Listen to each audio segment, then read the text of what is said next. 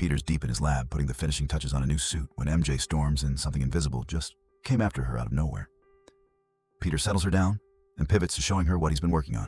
He takes the suit out for a spin against some low-level thugs, and it handles like a dream. Then later, the two are just sitting down for a meal when things go sideways again. Unseen force, food getting knocked around. Turns out MJ never dropped the ghost investigation. Peter puts the pieces together on the spot. Food going missing around the city. Invisible movement, no ghost. Someone with super speed. He rigs up a decoy operation using holograms of MJ as bait, draws the speedster right in, and manages to contain her long enough to study how she moves. The suit is designed for one goal: let it drink in the kinetic energy from every punch she throws. When they clash again, she goes absolutely haywire on him, throwing blows so fast the suit gets flooded with stored speed and starts going haywire on Peter himself.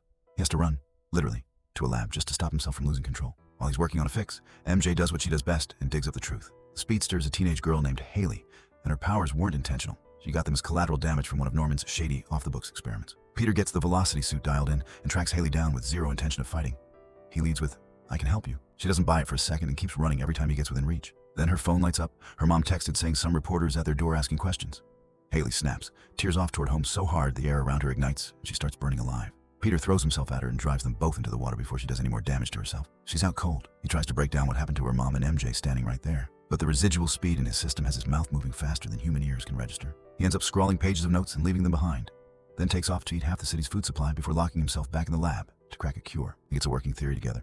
But the formula needs a full 10 seconds to process. At his current speed, 10 seconds is basically a lifetime. So he rockets out of the lab and spends what feels like hours pulling people out of danger and shutting down crimes while the whole world sits perfectly still around him. The moment it's done, he takes the cure and kills time waiting for Haley to come around. She wakes up ready for war.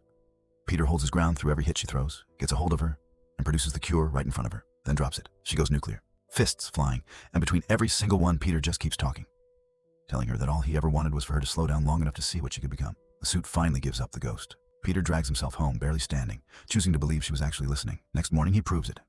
He shows up at her door holding a suit custom built to finally give her control over her own powers.